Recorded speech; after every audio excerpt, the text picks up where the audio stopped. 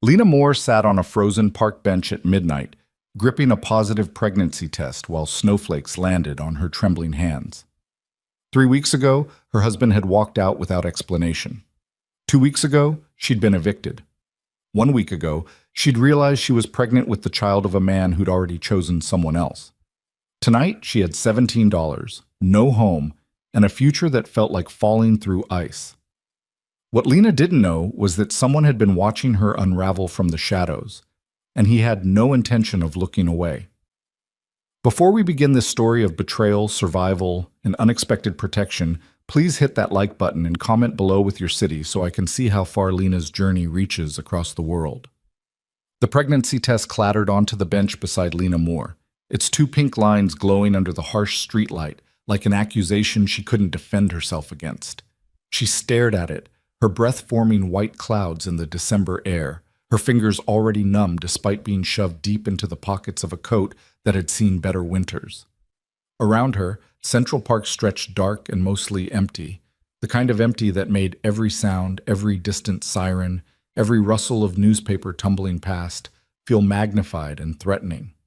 Lena had come here because she had nowhere else to go. The thought settled over her like the snow beginning to fall, fine, persistent, inescapable. She watched the flakes drift down through the cone of lamplight, landing on her jeans, on the test, on the paper bag from the bodega that had cost her the last of her cash. Inside that bag sat a bottle of water she'd needed to take the test and a granola bar she'd been too nauseous to eat. $17.63 remained in her wallet. That was everything. That was her entire net worth after 26 years of life, 3 years of marriage, and 3 weeks of spectacular implosion. "Congratulations," Lena whispered to herself, the word tasting bitter. "You're going to be a mother." The irony wasn't lost on her. A mother. Her who currently qualified as homeless. Her whose husband had walked out of their apartment 23 days ago. She'd counted every single one, with nothing but a duffel bag, and the truth she'd been too stupid to see coming. "I never stopped loving her, Lena. I thought I could. I thought 3 years would be enough to forget. But it's not. I'm sorry." Sorry. Ethan Moore had looked her in the eye and said he was sorry, as if that word could somehow cushion the blow of abandonment. As if sorry could pay rent, or explain why he'd married her in the first place, when his heart had apparently still belonged to someone named Claire, a woman Lena hadn't even known existed until the moment her marriage ended. The worst part? Lena had believed him when he said he loved her. She'd believed every word, every promise, every plan they'd made together. She'd believed in their future right up until the moment he'd erased it. 2 weeks after Ethan left, their landlord had shown up with an eviction notice. Turned out Ethan hadn't paid rent in 3 months, had been draining their joint account to finance whatever reconciliation he'd been planning with his precious Claire. Lena had frantically tried to negotiate, to explain, to beg for more time, but the law didn't care about her situation. Neither did the landlord. She'd spent the last week couch surfing with the only friend who'd answered her calls, but that had ended tonight when the friend's boyfriend made it clear Lena's presence was no longer welcome. The subtext had been obvious. Grief was exhausting to be around, and Lena's particular brand of devastation was bringing down the mood. So here she sat, on a bench in Central Park, at nearly midnight on a Tuesday, holding confirmation that her situation had just graduated from disaster to catastrophe. Pregnant. She was pregnant with Ethan Moore's child, and he didn't even know. Wouldn't care if he did, probably. He'd made his choice clear when he'd walked out. Lena and whatever life they'd built together simply didn't matter enough to stay for. The nausea that had been her constant companion for the last 2 weeks intensified, though whether from morning sickness or sheer panic, Lena couldn't tell. She pressed one hand against her stomach, still flat, still showing no evidence of the truth growing inside her, and felt tears burn hot tracks down her frozen cheeks. What am I going to do? The question fell into the winter air and disappeared without answer. She couldn't afford prenatal care, couldn't afford food, couldn't afford shelter, couldn't afford anything a baby would need. The practical impossibilities stacked up in her mind like blocks, building a tower that would inevitably collapse and crush her beneath it. Maybe she should call Ethan. The thought arrived unwelcome but persistent. Maybe he deserved to know. Maybe he'd step up, do the right thing, help her figure this out. Even as she considered it, Lena knew the truth. Ethan wouldn't care. He'd made his priorities abundantly clear. Claire came first. Claire had always come first. Lena had just been too blind to see it, too caught up in the fairy tale of being loved to notice she was just a placeholder until the real princess came back. Stupid, Lena muttered, wiping at her face with numb fingers. You're so stupid. She'd given Ethan everything.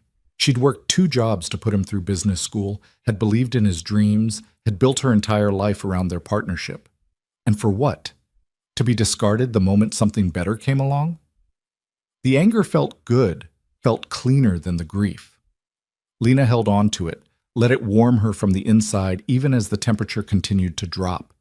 She was angry at Ethan for leaving, angry at herself for not seeing it coming, angry at the universe for adding pregnancy to an already unbearable situation. Most of all, she was angry at how small she felt, how powerless, how completely and utterly alone. A sound made her look up.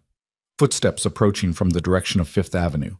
Her body tensed instinctively. Central Park at midnight wasn't exactly safe, and she was a woman alone on a bench with nowhere to run to even if danger presented itself. But the figure that emerged from the darkness didn't feel threatening. He moved with the kind of controlled purpose that suggested he knew exactly where he was going and why. Tall, she registered. Dark coat, expensive looking even from a distance. He walked like someone who owned whatever space he occupied. Lena's first instinct was to look away, to avoid drawing attention to herself.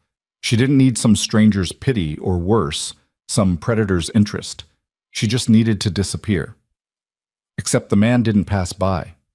He stopped about 10 feet from her bench, hands in his coat pockets, his face partially shadowed despite the streetlight. For a long moment, he simply stood there, looking at her with an intensity that made her skin prickle with awareness. You shouldn't be out here alone, he said finally. His voice was low, controlled, with an accent she couldn't quite place, something that suggested money and education, but with edges that hinted at rougher origins. I'm fine, Lena replied automatically, the lie transparent even to her own ears. She pulled her coat tighter, acutely aware of how she must look. Crying woman on park bench, clearly not fine by any definition. No, the man said simply. You're not. Something about the certainty in his tone sparked her anger back to life. You don't know anything about me. I know you're freezing. I know you've been sitting on that bench for almost an hour. I know you're alone and upset, and that whatever you're holding is important enough that you keep looking at it like it contains answers you don't want. He paused, his gaze steady. I know you have nowhere to go, or you wouldn't still be here. The accuracy of his observation sent alarm bells ringing through Lena's exhausted mind. Have you been watching me? Yes. The blunt admission should have terrified her.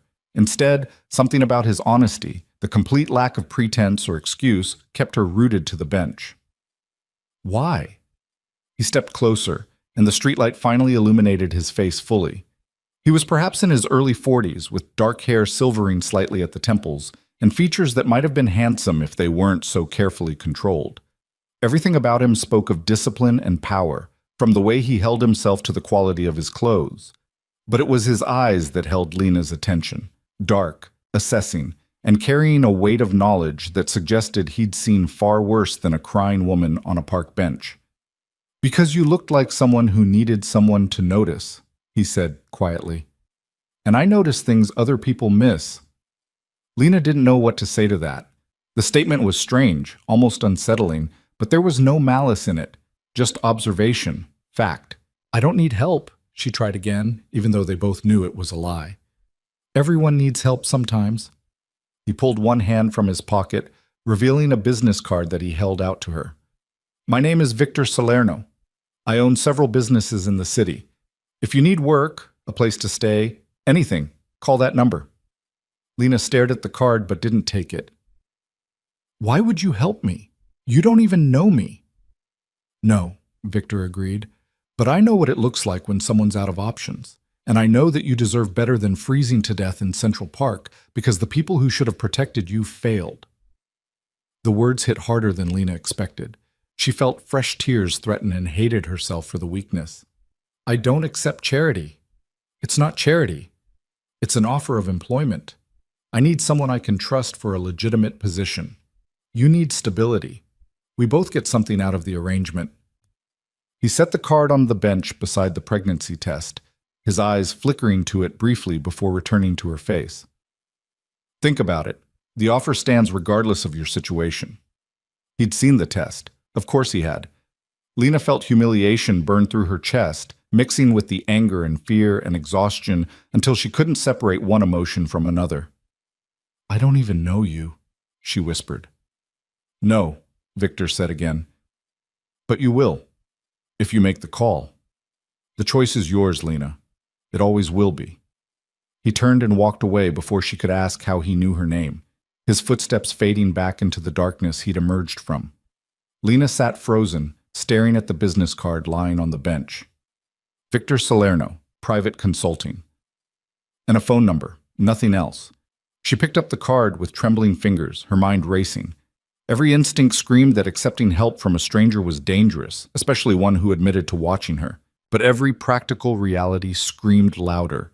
She had no money, no home, no options, and a baby growing inside her that would need all three. The pregnancy test sat beside her like a ticking clock. Every second that passed was a second closer to impossible decisions. Keep the baby or don't. Tell Ethan or don't. Accept help from a stranger or don't. Lena had spent 3 years making herself smaller, quieter, more accommodating. She'd erased her own needs in service of Ethan's dreams, had believed that loving him meant sacrificing herself. And where had that gotten her? Alone, pregnant, homeless. Maybe it was time to stop being the person everyone else needed her to be and start fighting for herself. For the life growing inside her. For a future that didn't involve freezing to death on a park bench. Her fingers closed around the business card. 3 days later, Lena stood outside an office building in Midtown, Victor Salerno's business card clutched in her hand like a lifeline. She'd spent the last 72 hours in a women's shelter, surrounded by others whose lives had also imploded, and every minute had reinforced what she already knew. She couldn't do this alone. The building before her was exactly what she'd expected from someone like Victor. Sleek, modern, expensive. The kind of place where the doorman looked at her worn coat and secondhand boots with barely concealed judgment. Lena lifted her chin and walked inside anyway. "I have an appointment with Victor Salerno," she told the receptionist, her voice steadier than she felt. The woman's eyebrows rose slightly. "Name?" "Lena Moore." Something changed in the receptionist's expression. Recognition, maybe, or surprise. She picked up the phone, murmured something Lena couldn't hear, then nodded. 30th floor. He's expecting you." The elevator ride felt endless. Lena watched the numbers climb, each floor taking her further from the ground, from safety, from the option to change her mind. By the time the doors opened, her heart was hammering against her ribs. Victor's office occupied the entire 30th floor. Windows overlooked Manhattan, the city sprawling beneath like something conquerable. And there, standing by those windows with his back to her, was Victor himself. "You came," he said without turning around. "You knew I would. I hoped you would." He turned then, and Lena saw the same controlled intensity she remembered from the park. But hope and certainty are different things. "Thank you for calling." Lena stayed near the elevator, not quite ready to fully commit to entering his space. "I need to understand what you're offering. You said employment, but what kind of employment? And why me? You could hire anyone." "I could," Victor agreed, "but I don't trust easily, and I don't offer help lightly. What I saw in that park was someone who'd been betrayed by people who should have protected her. Someone strong enough to survive it but drowning because she had no resources. I respect that kind of strength. You don't know anything about my situation." "Don't I?" Victor moved away from the windows, crossing to his desk with that same purposeful stride. "Your husband left you 3 weeks ago. His name is Ethan Moore, and he works in finance, or he did until he quit to move across the country with someone else. You were evicted from your apartment because he stopped paying rent. You have no family in the city, few friends, and approximately $15 to your name."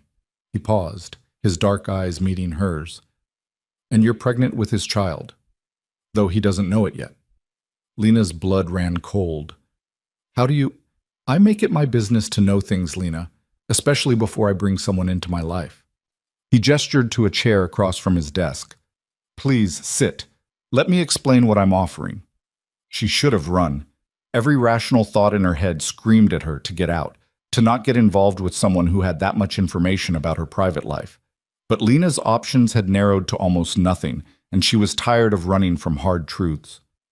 She sat. Victor settled into his own chair, elbows on the desk, fingers steepled in front of him. I need someone to manage my personal affairs. Schedule, correspondence, travel arrangements. The work itself is straightforward, but it requires discretion and loyalty. In exchange, I'm offering you a salary of $100,000 annually, health insurance that includes full prenatal and maternity coverage, and an apartment in a building I own. Lena's mouth went dry. That's too much. For administrative work. It's what the position is worth to me, Victor said simply. And what you're worth if you accept. Why? The question burst out of her. Why would you do this for a stranger? Victor leaned back in his chair, studying her with that unnerving intensity. Because I understand what it's like to have nothing, to be at the mercy of people who should care but don't. And because I see in you something most people miss, you're not a victim waiting to be saved, Lena. You're a survivor waiting for a chance to fight back. He paused. I'm offering you that chance. What you do with it is your choice.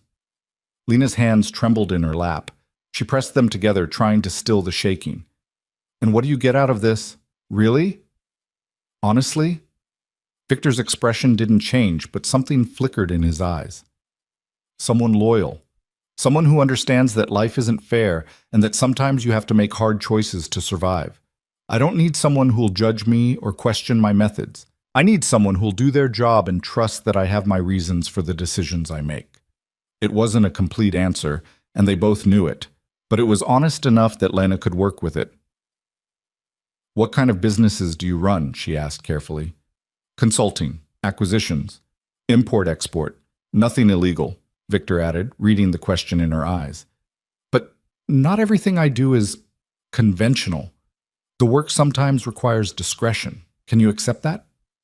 Lena thought about the shelter she'd left that morning, about the pregnancy test still tucked in her pocket, about the future stretching ahead of her, dark and uncertain and terrifying. Yes, she said quietly, I can accept that. Victor smiled, and it transformed his face, made him look younger, less dangerous. Good. When can you start? Now. The word came out as a question, uncertain. Now works. Victor stood, extending his hand across the desk. Welcome to your new life, Lena Moore. I promise you won't regret this. Lena took his hand, his grip warm and solid and surprisingly gentle. As their palms connected, she felt the last of her old life falling away. Whatever came next, whatever Victor Salerno's world held, it had to be better than the alternative. She just hoped she wasn't trading one kind of trap for another.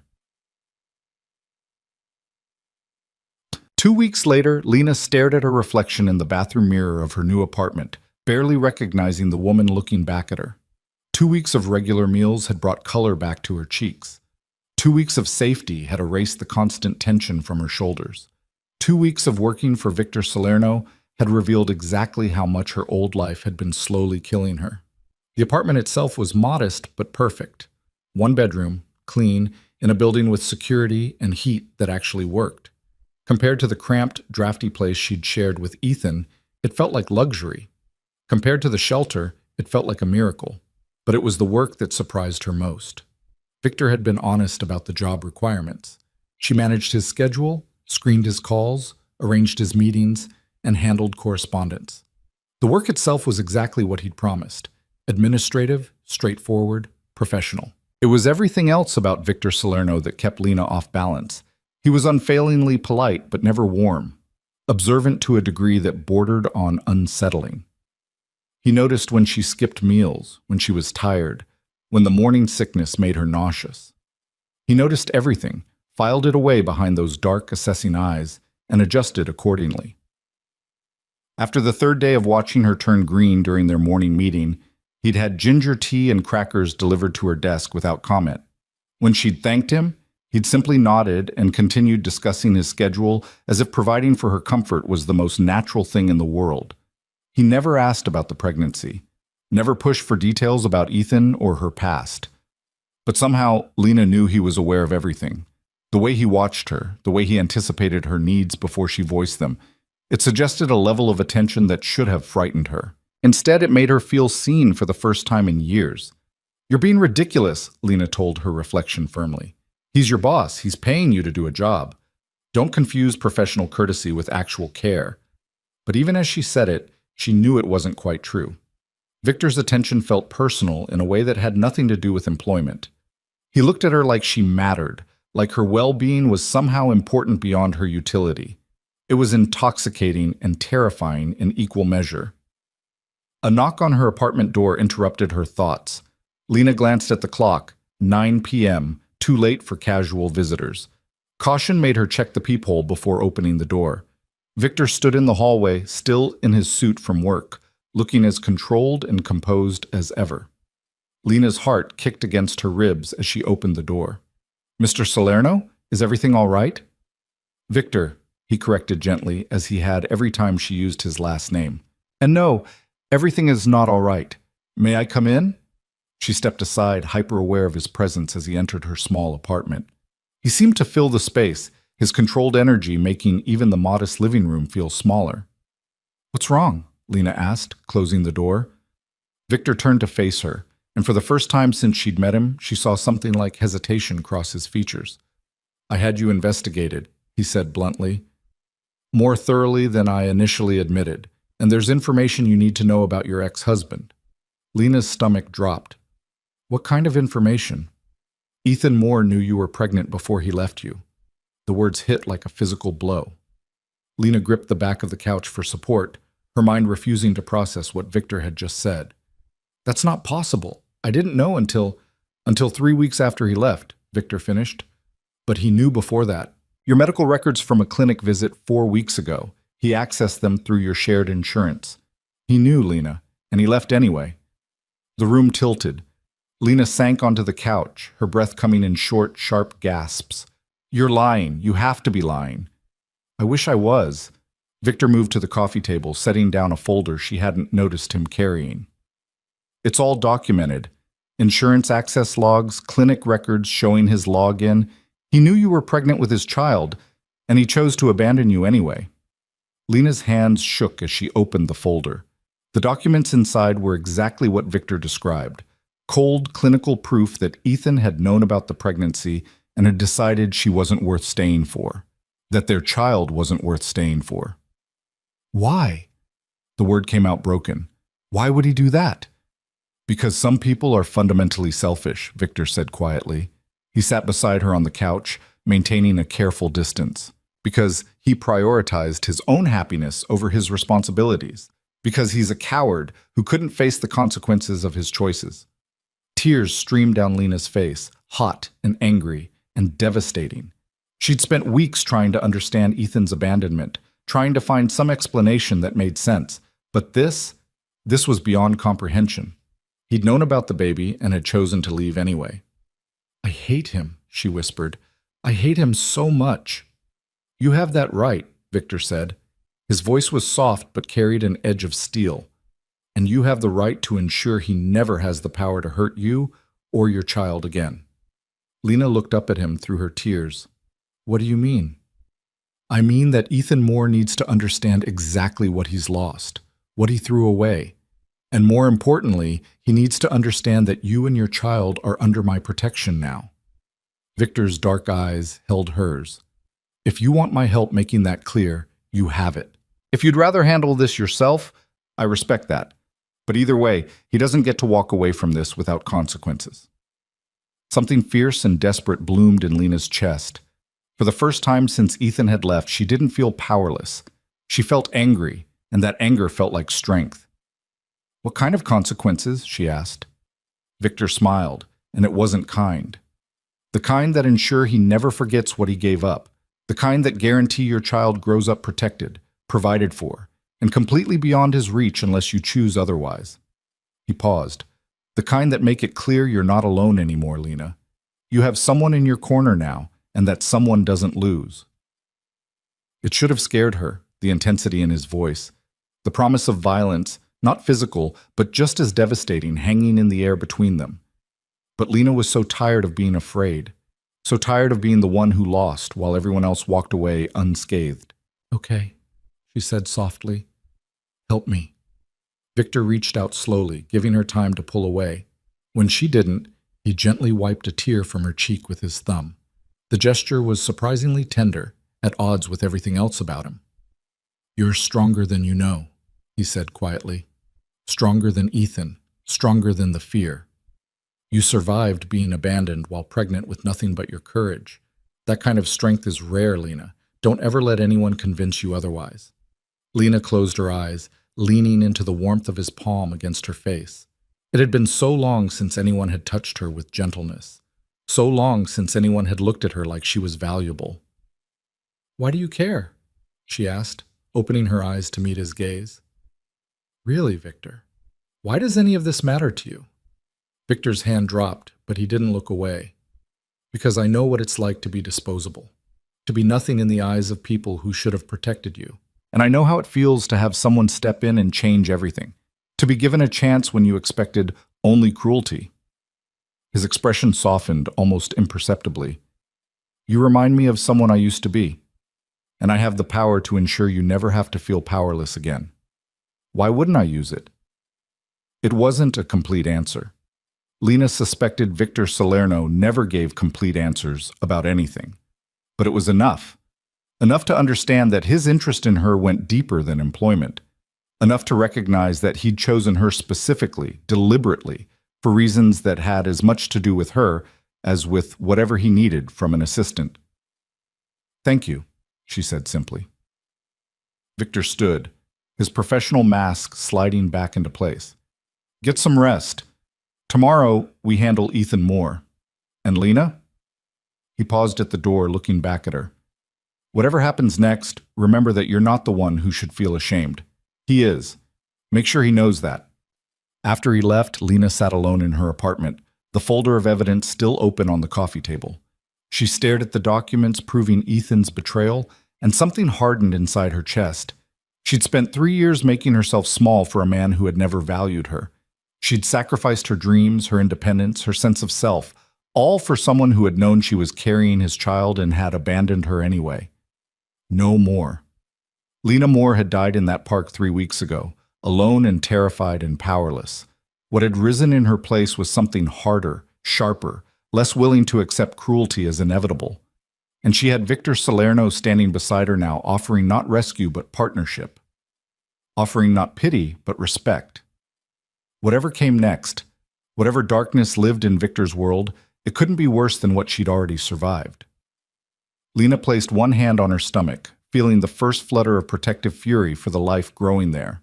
"Your father is a coward," she whispered to her unborn child. "But you're going to have a mother who fights.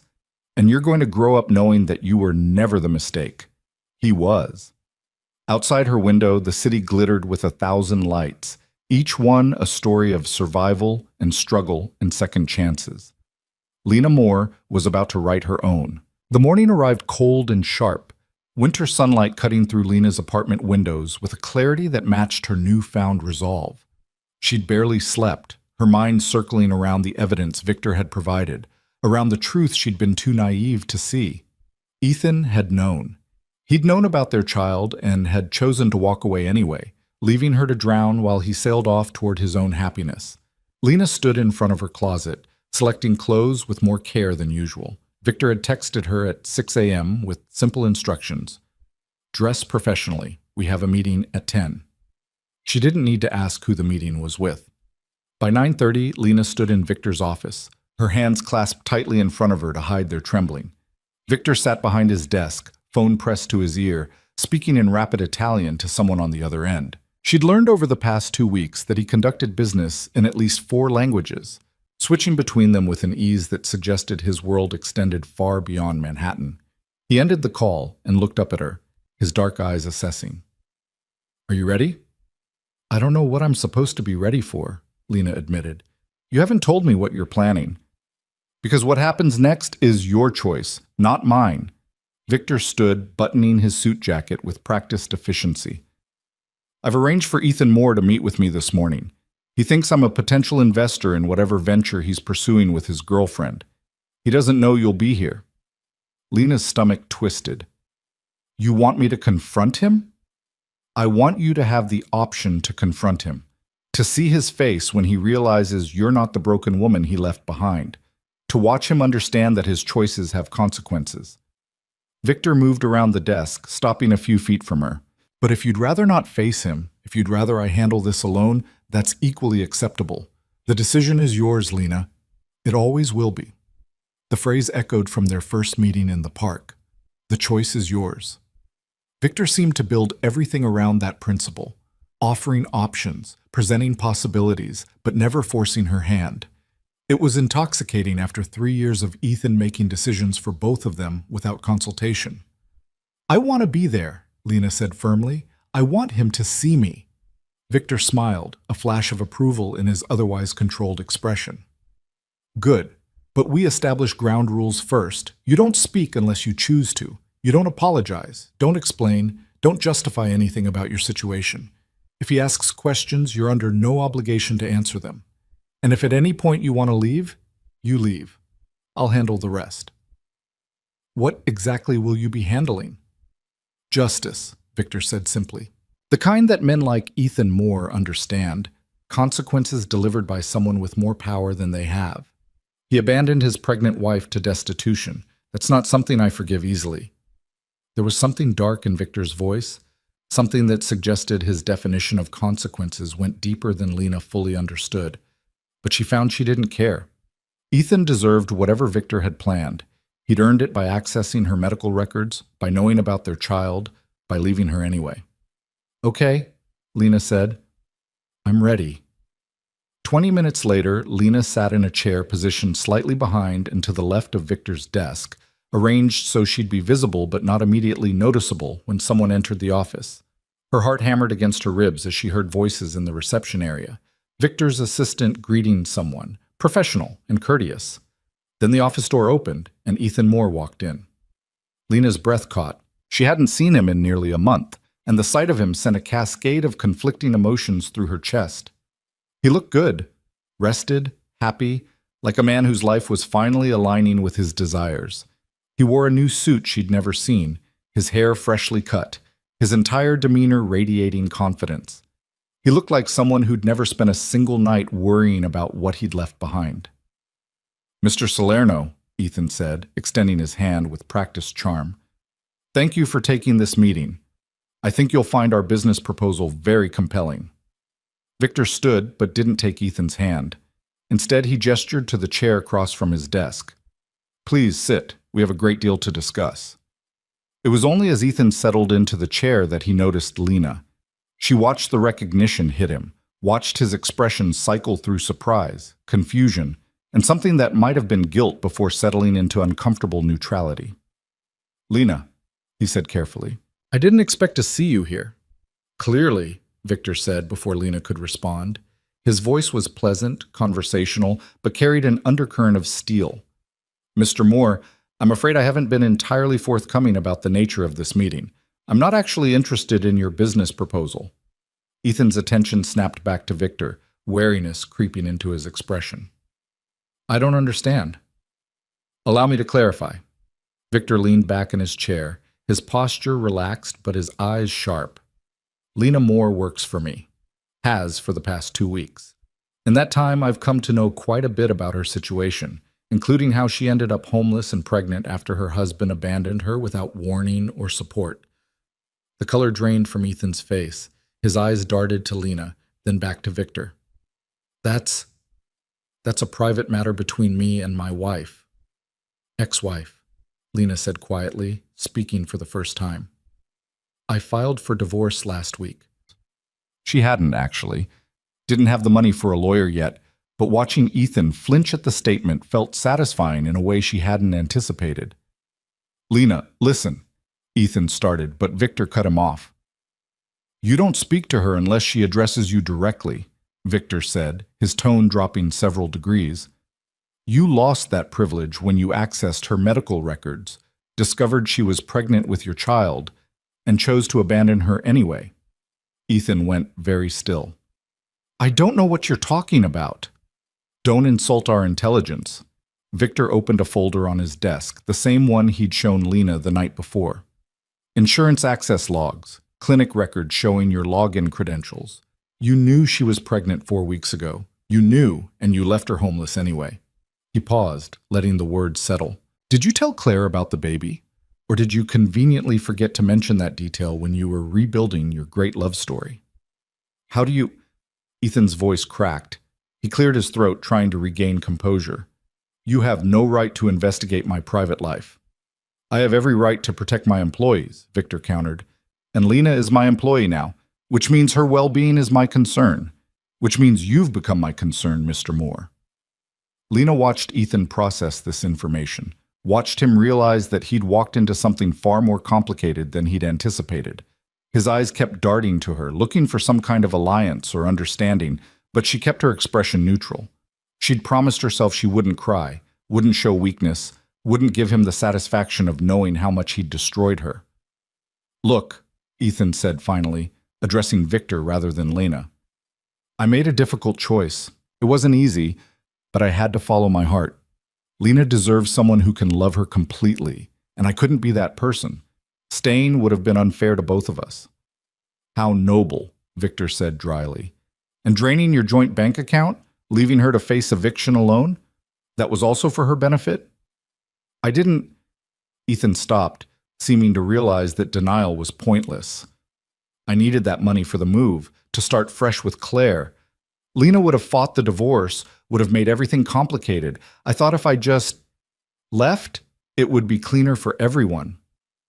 Cleaner, Lena repeated, the word tasting bitter. She leaned forward slightly, finally letting Ethan see the full weight of her anger. You thought abandoning your pregnant wife with no money, no home, and no warning would be cleaner? I didn't know you were pregnant when I left, Ethan protested, but the lie was transparent even as he spoke it. Yes, you did. Lena's voice was steady now, strengthened by fury. You accessed my medical records. You knew exactly what you were leaving behind. You knew about your child, and you decided we weren't worth staying for. Ethan's jaw worked silently. For the first time since entering the office, he looked genuinely uncomfortable. Lena, I'm sorry. I know that doesn't fix anything, but I am sorry. I panicked. I didn't know how to handle it. So you ran, Victor said flatly. Like a coward. And now you're here trying to pitch business proposals and build a new life, while the woman carrying your child was sleeping in a shelter 2 weeks ago. Ethan's head snapped toward Lena, genuine shock crossing his features. A shelter? Lena, I didn't know it was that bad. You didn't want to know, Lena corrected. You made sure you wouldn't have to know by disappearing completely. You blocked my number, didn't you, after you left? The guilt on Ethan's face was answer enough. I needed a clean break, he said weakly. You thought only about yourself, Victor interrupted. Which brings us to why you're really here, Mr. Moore. Not for a business meeting, but for a conversation about consequences and responsibilities. Ethan's expression hardened, some of his earlier confidence returning. With all due respect, Mr. Salerno, my relationship with Lena is none of your business. Whatever arrangement you have with her is between the two of you. Wrong. Victor's voice went cold. You made it my business the moment you left her vulnerable, and now you're going to make a choice, Mr. Moore. You're going to decide right now what role, if any, you want in this child's life. Because I promise you, the consequences of that choice will be permanent. Lena felt her pulse quicken. She hadn't expected Victor to push this hard, this fast. But watching Ethan squirm under that dark, assessing gaze, she found she didn't want to stop it. What are you talking about? Ethan asked, but uncertainty crept into his voice. I'm talking about the fact that you have a child on the way, a child you helped create and then abandoned. You can either step up and be a father with all the legal and financial responsibilities that entails, or you can walk away permanently. Victor leaned forward, his hands flat on the desk. But if you choose to walk away, you sign away all parental rights, permanently. You don't get to come back in 5 years and decide you want to play daddy. You don't get to use this child as leverage or guilt. You make your choice now, and you live with it forever.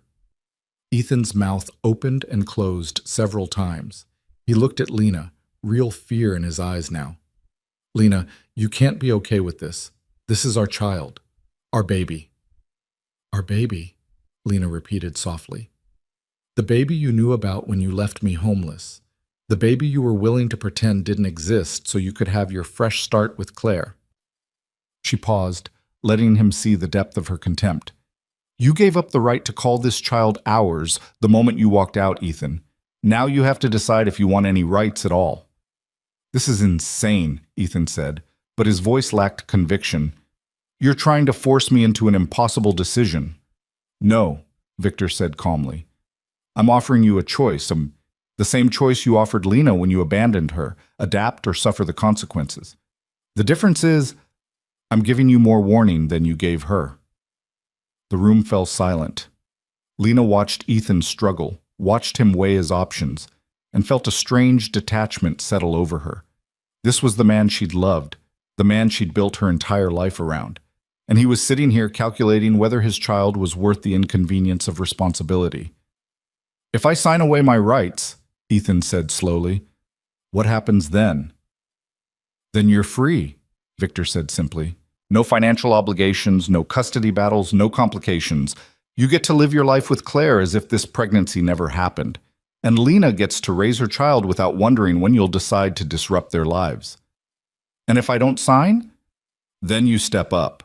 Fully, child support, custody arrangements, all of it. You don't get to pick and choose which parts of fatherhood suit you. It's all or nothing, Mr. Moore.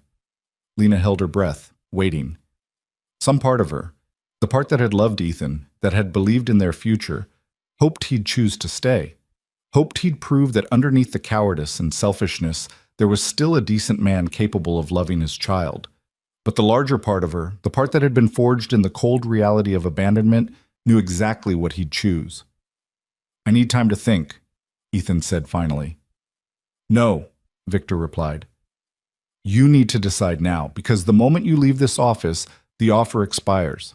You either commit to being a father, with all the legal documentation that requires, or you sign the papers my lawyers have prepared terminating your parental rights. Those are your options. Ethan stood abruptly, his chair scraping against the floor. You can't force me to make a decision like this right now. This is my child too. Is it? Victor's question was quiet but devastating. Because your actions suggest otherwise. A father doesn't abandon his pregnant partner. A father doesn't drain bank accounts and disappear. A father doesn't need to be threatened with consequences to care about his child's welfare. He paused. You're not a father, Mr. Moore. You're a sperm donor who's inconvenienced by the results. The only question is whether you're going to pretend otherwise or accept the truth. The words hung in the air, brutal and unanswerable.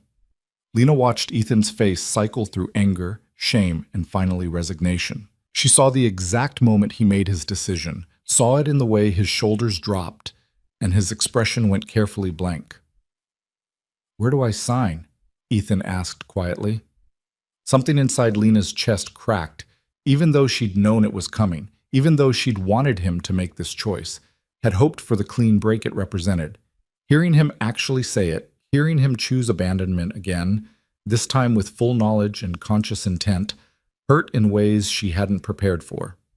Victor pulled out a document from his desk drawer, sliding it across to Ethan along with a pen.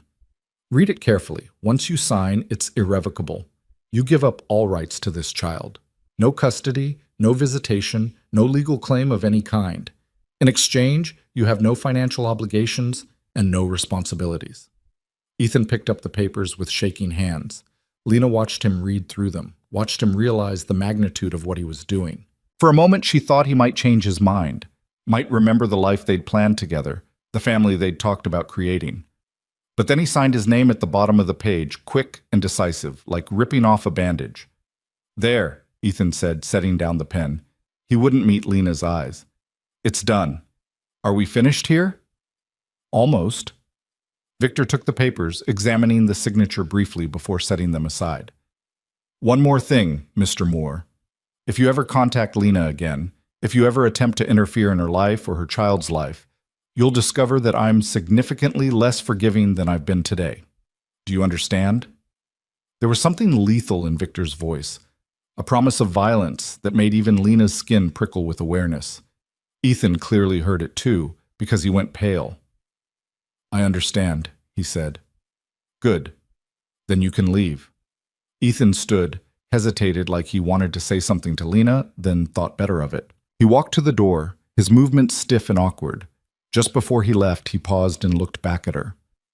For what it's worth, he said quietly, I hope things work out for you, Lena. I really do.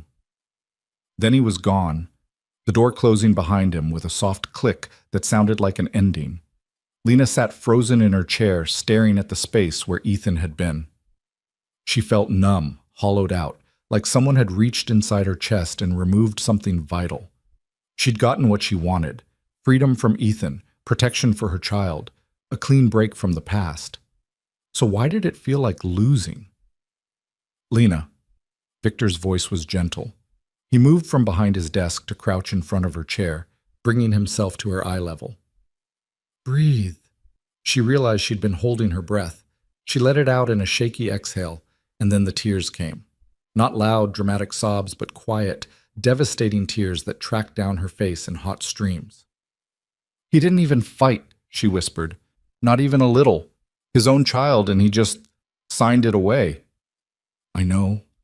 Victor reached up slowly, giving her time to pull away, and wiped a tear from her cheek with his thumb. The gesture was becoming familiar, his way of offering comfort without overwhelming her. And I know that hurts, even though you knew it was coming, even though it's what you wanted.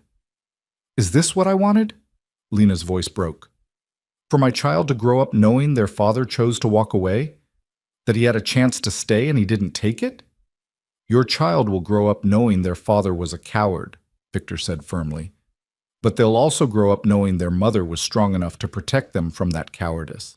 Strong enough to choose their well-being over the fantasy of a happy family with someone who didn't deserve them. He paused. You gave Ethan a choice, Lena. He made it. That's on him, not you. Lena knew he was right.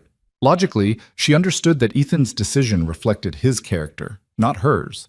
But logic didn't ease the ache in her chest, the grief for what should have been. What happens now? She asked. Victor stood, returning to his desk and retrieving the signed documents. Now these get filed with my lawyers. The termination of parental rights will be processed, and you move forward without Ethan Moore in your life, or your child's life. You're free, Lena, completely free. Free. The word should have felt liberating, but instead it felt heavy with responsibility. She was free, yes, free to make her own choices, free to build her own life. But she was also alone, pregnant, and entirely responsible for another human being's future. As if reading her thoughts, Victor said, You're not alone in this. Lena looked up at him, confusion and wariness warring in her expression. What do you mean? I mean that I don't offer protection halfway. You work for me, which means you're under my care. That extends to your child, medical bills, childcare, whatever you need. You have it. No questions asked. Victor, I can't accept. Yes, you can. His voice was firm, but not unkind. And you will, because it's not charity and it's not pity. It's what you've earned by being loyal, by being strong, by refusing to break even when you had every reason to. He paused. Let me be clear, Lena. I don't do things out of the goodness of my heart. I do things because they serve my interests, and keeping you stable, protected, and focused serves my interests. So accept the help and stop arguing. It was possibly the most Victor way of offering kindness Lena had ever heard, wrapped in pragmatism and self-interest, but sincere underneath. She found herself smiling despite the tears still wet on her face. You're a very strange man, Victor Salerno, she said. So I've been told. He returned to his chair, settling back into his professional demeanor like putting on armor. Take the rest of the day off. Go home, rest, process what just happened. Tomorrow, we'll start figuring out what comes next. Lena nodded, standing on unsteady legs. She made it halfway to the door before turning back. Victor, thank you for everything. He looked at her with those dark, unreadable eyes, and for just a moment, His careful control slipped enough for her to see something deeper, something that looked almost like tenderness. "You're welcome, Lena. Now go home before I change my mind about the day off." She left, but the warmth of his concern followed her all the way back to her apartment. That night, Lena sat by her window looking out at the city, one hand resting on her still flat stomach. The signed papers terminating Ethan's parental rights sat on her coffee table, legally binding proof that her child's father had chosen to walk away. But mixed with the grief was something else. Relief, maybe. Or hope. Because Ethan's absence meant her child would never know the pain of loving someone who only loved conditionally, would never wonder if they were enough because their mother had already proven they were worth everything. And they had Victor Salerno, for whatever that was worth. A man who didn't claim to love them, but who protected them anyway. Who noticed when she needed help and provided it without expectation of gratitude. Who had given her the power to face her demons and the freedom to choose her own future. Lena thought about the way Victor had wiped away her tears, the gentleness in his touch at odds with everything else about him. She thought about how he'd positioned himself between her and Ethan like a shield, how he'd fought her battles while still giving her room to fight her own.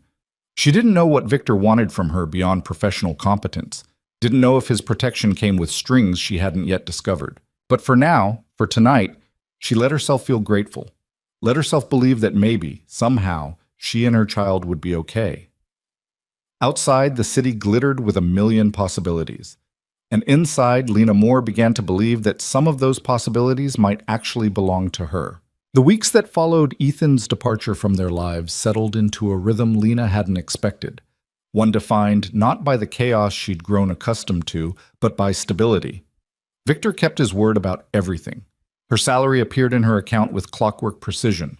Her apartment remained warm and safe, and the prenatal care he'd promised materialized in the form of appointments with one of Manhattan's top obstetricians, a kind woman named Dr. Patricia Chen, who never once asked questions about Lena's situation that weren't medically relevant. Lena threw herself into work with an intensity that surprised even her. She learned the intricacies of Victor's schedule, the subtle preferences he never voiced but expected her to know. She discovered he took his coffee black in the morning but with cream after 3 p.m., that he conducted his most sensitive business calls in Italian, that Tuesdays were reserved for meetings he never put on the official calendar, with people whose names she was instructed never to write down. She didn't ask what those meetings were about. Some part of her didn't want to know. Victor had been clear from the beginning that his business required discretion, and Lena had learned that discretion meant not asking questions she couldn't unhear the answers to. But it was the small moments that stayed with her. The way Victor would appear at her desk at exactly noon with takeout from whatever restaurant served food she could stomach that day. How he'd rearranged his schedule without comment to ensure she never missed a prenatal appointment. The evening she'd stayed late finishing a report and had found him still in his office at 9 p.m., working in the pool of light from his desk lamp, and he'd looked up and simply said, "Go home, Lena. The work will be here tomorrow." She'd gone home, but she'd thought about that moment for hours afterward. Thought about the quiet concern in his voice, the way he seemed to notice everything about her well-being while revealing almost nothing about himself. It was dangerous, this growing attachment to Victor Salerno. Lena knew it intellectually, could list all the reasons why allowing herself to care about her employer, especially one as complex and potentially dangerous as Victor, was a mistake. But knowing something and feeling it were different things, and what Lena felt when she looked at Victor was becoming harder to ignore. The realization crystallized one afternoon in late February, nearly 6 weeks after Ethan had signed away his parental rights. Lena stood in Victor's office reviewing his schedule for the following week when she felt it. A flutter, subtle and strange, like bubbles rising in her abdomen. Her hand went instinctively to her stomach, now showing the first gentle curve of pregnancy beneath her blouse. The sensation came again, unmistakable this time. Movement. Her baby, making its presence known for the first time. "Lena?" Victor's voice cut through her distraction. "Are you all right?" She looked up to find him watching her with that characteristic intensity, his dark eyes missing nothing.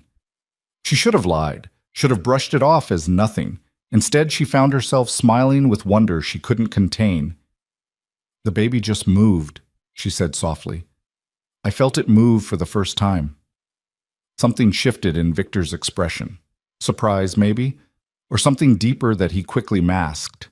He stood from his desk, crossing to where she stood with measured steps. "Is that normal?" he asked. "At this stage?" Dr. Chen said it could happen any time between 16 and 20 weeks. "I'm 18 weeks now, so..." Lena trailed off, suddenly self-conscious under his scrutiny. "It's normal." "Good, actually. It means everything is progressing the way it should." Victor nodded slowly, his gaze dropping briefly to her stomach before returning to her face. "And you're feeling well otherwise? No complications?" "I'm fine," Lena assured him. "Better than fine, actually. The morning sickness is gone. Dr. Chen says the baby is healthy. Everything is exactly as it should be." "Good." The word came out rougher than usual. Victor cleared his throat, stepping back to restore the professional distance that had momentarily collapsed. "That's good, Lena. I'm glad." But he didn't return to his desk. Instead, he stood there, hands in his pockets, looking at her with an expression she couldn't quite decipher. The silence stretched between them, weighted with things neither of them seemed willing to say. "Victor," Lena began, then hesitated. She didn't know how to articulate what she wanted to ask, how to voice the question that had been growing in her mind for weeks. "Why are you doing all of this? Really? And please don't tell me it's because I'm a good employee or because it serves your interests. I need to understand what this is." Victor's jaw tightened almost imperceptibly. For a long moment, Lena thought he wouldn't answer, that he'd retreat behind his usual deflections. But then he spoke, his voice quiet and more honest than she'd ever heard it. "When I was 15, my mother got pregnant," he said. "My father had been gone for years. Dead, probably, though we never knew for sure. She was working 3 jobs trying to keep us fed, and then she got pregnant by some man who promised he'd take care of us and then disappeared the moment she told him about the baby." Victor's expression hardened at the memory. "She tried to handle it alone, tried to be strong, and she died in childbirth because she couldn't afford proper medical care. The baby died too." Lena's breath caught. "Victor, I'm so sorry." "I was there," he continued, as if she hadn't spoken. 15 years old, watching my mother bleed out because the father of her child was too much of a coward to take responsibility. Watching the doctors work on a baby that never drew breath because we couldn't afford the prenatal care that might have caught the complications earlier. His dark eyes met hers, raw with old pain. "So when I see a pregnant woman abandoned by a coward, when I see someone trying to survive alone because the person who should have protected her chose himself instead, I don't have the luxury of looking away. I can't. Do you understand?" Lena felt tears prick her eyes. She'd known Victor's help came from somewhere personal, had sensed the weight of experience behind his actions. But hearing the truth laid bare like this, seeing the grief he carried, it recontextualized everything. "You saved me because you couldn't save them," she said softly. "No." Victor's voice turned sharp. "I helped you because you deserved help, because you were strong enough to survive but shouldn't have had to do it alone. Don't diminish what you are by making this only about my past, Lena. You matter beyond what you represent to me." The words settled between them, heavy with implication. Lena took a step closer, drawn by an impulse she didn't fully understand. "Do I?" she asked quietly. "Matter to you, I mean. Beyond the job, beyond the arrangement we have." Victor's expression shuddered, his control snapping back into place like armor. "You're my employee, Lena, and someone under my protection. That's all this needs to be." "But is it all it is?" The question hung in the air, dangerous and impossible to take back. Lena watched Victor struggle with it, watched him weigh his response. For a moment, she thought he might actually answer honestly, might acknowledge the strange intimacy that had grown between them, the way they'd started existing in each other's orbits with an intensity that went beyond professional courtesy. But then his phone rang, shattering the moment. Victor glanced at the screen, and whatever vulnerability had shown in his expression disappeared completely. "I need to take this," he said, his tone formal. "We'll continue reviewing the schedule later." It was a dismissal, polite but absolute. Lena nodded and left his office, her heart racing with a mixture of emotions she couldn't untangle. She'd pushed too hard, asked for too much. Victor Salerno was her employer, her protector, the man who'd saved her from destitution. He couldn't be, anything more than that, no matter how much she was starting to wish otherwise. That evening, Lena found herself unable to settle. She tried to read, tried to watch television, tried to do anything that would quiet her racing thoughts, but her mind kept circling back to Victor's words, to the pain in his voice when he'd spoken about his mother, to the look in his eyes when he'd told her she mattered. Around 8 p.m., her phone buzzed with a text. Victor's name appeared on the screen, and Lena's pulse quickened as she opened the message. "I apologize for ending our conversation abruptly. Can we talk? I'm still at the office if you're available." Lena stared at the message for a long moment, weighing her options. The smart choice would be to decline, to maintain professional boundaries, to not complicate an already complex situation. But Lena had been making smart choices her entire life, and it had gotten her abandoned and pregnant and alone. Maybe it was time to make a different kind of choice. She grabbed her coat and headed for the door. The office building was mostly empty when Lena arrived, just security in the lobby and the occasional light from windows where someone else was working late. She rode the elevator to the 30th floor, her heart hammering with each ascending number. Victor's office door was open. He stood by the windows overlooking the city, his jacket discarded and his sleeves rolled up, the most casual she'd ever seen him.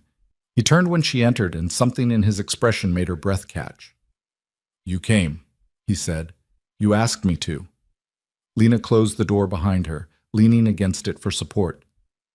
"What did you want to talk about?" Victor crossed to his desk, poured 2 glasses of water from the pitcher he kept there, and handed one to her. His fingers brushed hers in the transfer, and Lena felt the contact like electricity. "I wanted to apologize," Victor said, "for shutting down earlier, for not answering your question honestly." "You don't owe me." "Yes, I do." He set his glass down, turning to face her fully. "You asked if you matter to me beyond the professional arrangement we have. And I deflected because the honest answer complicates things in ways I'm not sure either of us is ready for." Lena's heart was pounding so hard she was certain he could hear it. "What's the honest answer?" Victor was quiet for a long moment, his dark eyes searching hers. When he spoke, his voice was low and rough, with something that sounded like confession. "The honest answer is that you've become more important to me than I intended. That somewhere between offering you a job and watching you rebuild your life, I stopped seeing you as just someone who needed protection. You're strong, Lena, stronger than you know. And you're kind despite having every reason to be bitter. You're building a future for your child with nothing but determination and courage, and that—" He paused, seeming to struggle with the words. "That matters to me. You matter to me. More than is probably wise." Lena felt like she couldn't breathe. She set down her glass before she dropped it, her hands shaking. "Victor, I'm not asking for anything," he said quickly. "I'm not trying to pressure you or complicate your situation further. I just needed you to know that when I look at you, I don't just see an employee or someone under my protection. I see someone remarkable. Someone worth—" He stopped, shaking his head. "Someone worth more than I can offer." The last part came out quiet, almost defeated. Lena took a step toward him, driven by instinct rather than logic. "What if I get to decide what you can offer?" she asked softly. "What if I get to choose what matters?" Victor's expression turned pained. "You're pregnant with another man's child, Lena. You're vulnerable, rebuilding your life, dependent on me for your livelihood and your security. Any relationship between us would be inherently unequal. I won't take advantage of that, even if I'm asking you to. Especially then." But Victor's voice lacked conviction, and his eyes were fixed on her face like he was trying to memorize every detail. "You deserve someone uncomplicated. Someone who can give you the normal life you should have had with Ethan. I'm not that person, Lena. My world is dark and dangerous, and bringing you deeper into it would be selfish." "I'm already in it," Lena pointed out. "I work for you. I live in a building you own. My child's future is secured because of your protection. If your world is dark and dangerous, I'm already standing in it. The only question is whether we keep pretending there's nothing between us or if we're honest about what this has become." Victor closed his eyes briefly, and when he opened them again, Lena saw raw hunger there. Not just physical, though that was present too, but something deeper. The hunger of someone who'd been alone for too long, who'd convinced himself he didn't deserve connection. "I'm not a good man, Lena," he said quietly. "The things I've done, the choices I've made, you don't know the full extent. If you did, you might not look at me the way you're looking at me now. Then tell me." Lena took another step closer, closing the distance between them until she could feel the heat radiating from his body. "Tell me who you really are, Victor. Let me make an informed choice about what I'm walking into." For a moment she thought he might actually do it, might lay bare all the secrets he kept locked behind those dark eyes. But then he reached out, his hand cupping her face with a gentleness that seemed at odds with everything else about him. "Not tonight," he said softly. "Tonight I just need to know. Is this what you really want? Not because you're grateful or because you think you owe me something, but because you genuinely want this?" Lena turned her face into his palm, letting herself feel the warmth of his skin against hers. "I want this," she whispered. "I want you. And I know that's probably insane given everything that's happened, given that I barely know you and I'm pregnant and my life is a mess. But I've spent the last 3 years denying what I wanted in favor of what I thought I should want. I'm done with that, Victor. If there's one thing Ethan taught me, it's that life is too short and too unpredictable to waste on shoulds." Victor's thumb traced along her cheekbone, and Lena saw something in his expression crack. The careful control giving way to something raw and real and achingly vulnerable. "You're going to regret this," he said, but it sounded like a plea, like he was begging her to prove him wrong. "Maybe," Lena agreed, "but I'd rather regret something I chose than something that was chosen for me. I'd rather take the risk than wonder what might have happened if I'd been brave enough to try." Victor's other hand came up to frame her face, holding her like she was something precious. "I can't promise you easy, Lena. I can't promise you simple or uncomplicated. All I can promise is that I will protect you and your child with everything I have. That I will be honest with you even when the truth is ugly. And that I will never, ever abandon you the way Ethan did." "That's all I need," Lena said, and meant it. She'd learned the hard way that promises of forever meant nothing, but promises of honesty, of protection, of choosing to stay even when things got difficult, those she could believe in. Victor leaned down slowly, giving her every opportunity to pull away. But Lena didn't pull away. She rose up on her toes to meet him halfway, and when their lips finally touched, it felt like something inevitable. Like the culmination of every moment that had led them here, from that first night in the park to this instant. The kiss was gentle at first, almost questioning, but then Lena's hands found their way to Victor's shoulders, and his arms wrapped around her waist, and the gentleness gave way to hunger, to the raw need of two people who'd been alone too long, who'd been denying what they wanted out of fear or propriety or both. When they finally broke apart, both breathing hard, Victor rested his forehead against hers. "This changes everything," he said quietly. "I know," Lena replied. "Is that a problem?" "No." Victor's arms tightened around her, protective and possessive in equal measure. "No, it's not a problem. It's just, I need you to understand what you're getting into, my life, my business, the people I associate with. It's not the world you're used to, and once you're part of it, once people know you matter to me, that makes you a target." Lena pulled back enough to look him in the eye. "Then teach me. Teach me how to survive in your world. I'm not some fragile thing that needs to be kept in the dark for my own protection, Victor. I'm stronger than that." Something like pride flickered across Victor's face. "Yes," he said. "You are." "All right, Lena. No more secrets between us, no more half-truths. You want to know who I really am? I'll show you, but you have to promise me something in return."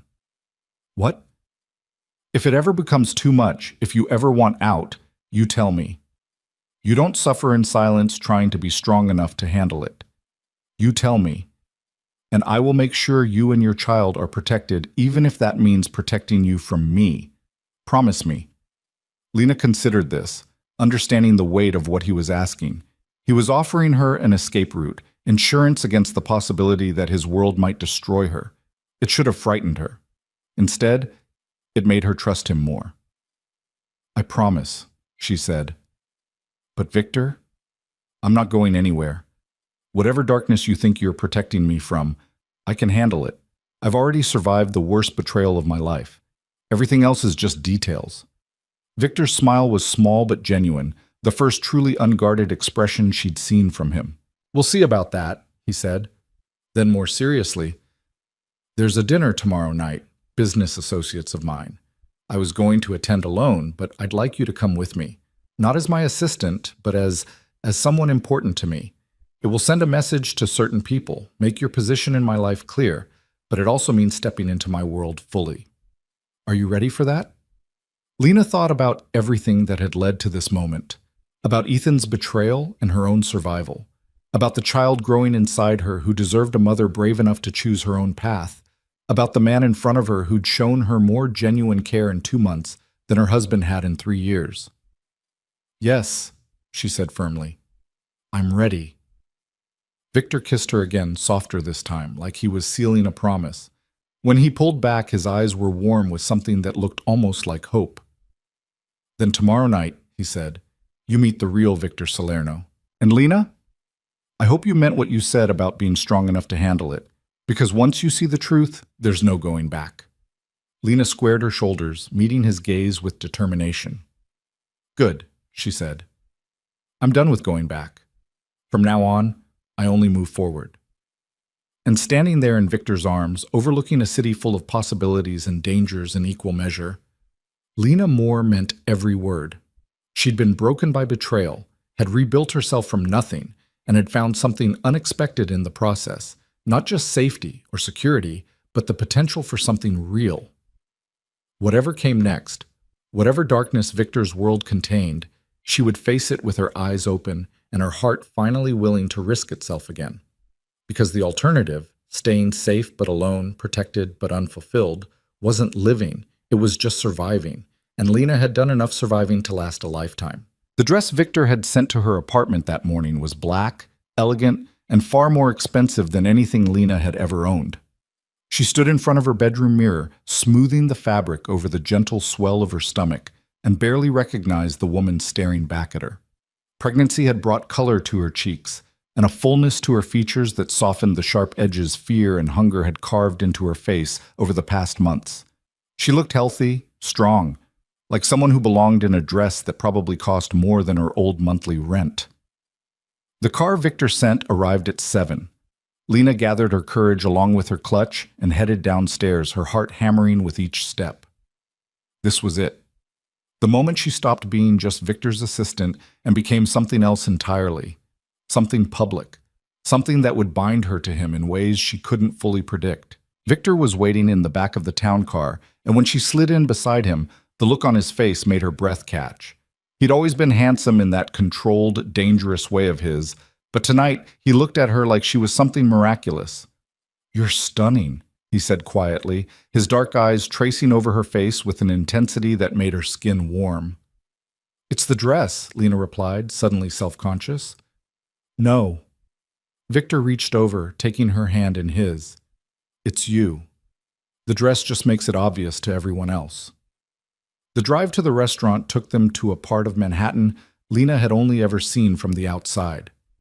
The kind of neighborhood where wealth whispered rather than shouted, where restaurants didn't have signs because if you needed to ask where they were, you couldn't afford to eat there. Victor helped her from the car, his hand settling at the small of her back in a gesture that was both protective and possessive. Inside, the restaurant was all dark wood and soft lighting, intimate in a way that suggested secrets shared over expensive wine. A host greeted Victor by name, leading them through the main dining room to a private area in the back. Lena felt eyes following them, assessing her, calculating what her presence at Victor Salerno's side meant. The private room held a single large table where 4 people were already seated. They looked up as Victor and Lena entered, and Lena felt herself being evaluated by gazes that missed nothing. "Victor," one of the men said, standing. He was perhaps 50, with silver hair and the kind of tan that came from winters in warmer climates. "You're late. We were beginning to think you'd changed your mind about joining us." "Antonio," Victor replied smoothly. "I apologize. I was ensuring my guest was comfortable." He guided Lena forward with gentle pressure at her back. "Everyone, this is Lena Moore. Lena, allow me to introduce Antonio Ricci, his wife Sophia, Marcus Chen, and Yuki Tanaka. The names meant nothing to Lena, but the way Victor said them suggested they should. She smiled politely as each person acknowledged her with varying degrees of curiosity and calculation. Moore, Antonio repeated, his eyes sharp. Any relation to Ethan Moore?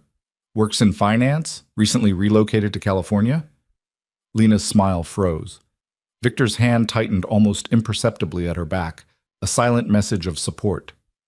My ex-husband, Lena said evenly. We're divorced. Ah. Something knowing flickered across Antonio's face. My apologies, I didn't mean to bring up uncomfortable history. But his tone suggested he'd meant to do exactly that, testing her reaction. Ancient history, Victor said, his voice carrying a warning edge. Lena works with me now, and she's under my protection. I trust that's clear to everyone here? The statement hung in the air, weighted with implications Lena didn't fully understand, but she watched the other people at the table process the information, watched them recalibrate their assessment of her. Sophia Ricci's expression softened slightly. Marcus Chen nodded with what looked like respect. Yuki Tanaka simply smiled, a small, knowing curve of her lips. Crystal clear, Antonio said finally, gesturing to the empty seats. Please, join us. We have much to discuss, and the night is young. As they settled into their chairs, Victor's hand found Lena's under the table, squeezing gently. She squeezed back, drawing strength from the contact. Whatever this dinner was really about, whatever test she was being subjected to, she wouldn't face it alone. The meal began with small talk, discussions of travel, of business ventures that sounded legitimate but felt like code for something else, of mutual acquaintances whose names Lena didn't recognize. She listened more than she spoke, trying to understand the dynamics at play. Antonio clearly held some kind of authority, with the others deferring to him in subtle ways. Sophia watched everything with sharp intelligence behind her polite smile. Marcus spoke rarely but with precision when he did. And Yuki seemed to find the entire evening amusing, like she was watching a play whose ending she already knew. It was midway through the main course when the conversation shifted. So, Victor, Antonio said, setting down his wine glass, you've been unusually quiet about the Brooklyn situation. We've all been wondering when you plan to make your move. Victor's expression didn't change, but Lena felt him tense beside her. The situation is being handled. The parties involved understand the consequences of continued interference. Do they? Marcus leaned forward slightly. Because from where I'm sitting, it looks like they're testing boundaries, seeing how far they can push before you push back. And I'm letting them, Victor replied calmly. Patience reveals intentions. Once I know exactly who's involved and what they're trying to accomplish, I'll respond appropriately. Appropriately, Yuki repeated, her accent making the word sound almost musical. Such a careful choice of language, Victor. You've always been so measured in your approach. It's what makes you valuable. But sometimes measured responses are interpreted as weakness. Let them interpret it however they like, Victor said. I'm not concerned with their perceptions. I'm concerned with outcomes. And the outcome will be exactly what I intend it to be. Lena tried to follow the conversation, but it felt like listening to people speak in code. Brooklyn situation, and parties involved, boundaries being tested. Every word seemed to carry weight beyond its surface meaning. And what about new partnerships? Antonio asked, his gaze sliding to Lena briefly before returning to Victor. Are you open to expanding your network, or are you consolidating? That depends on the partnership being offered, Victor replied. I'm always open to mutually beneficial arrangements with people I trust, but trust, as we all know, is earned slowly and lost quickly. Indeed it is. Antonio smiled, but it didn't reach his eyes. Which is why bringing your personal life into business circles is always such an interesting choice. It creates vulnerabilities. The statement was a challenge, thinly veiled as observation.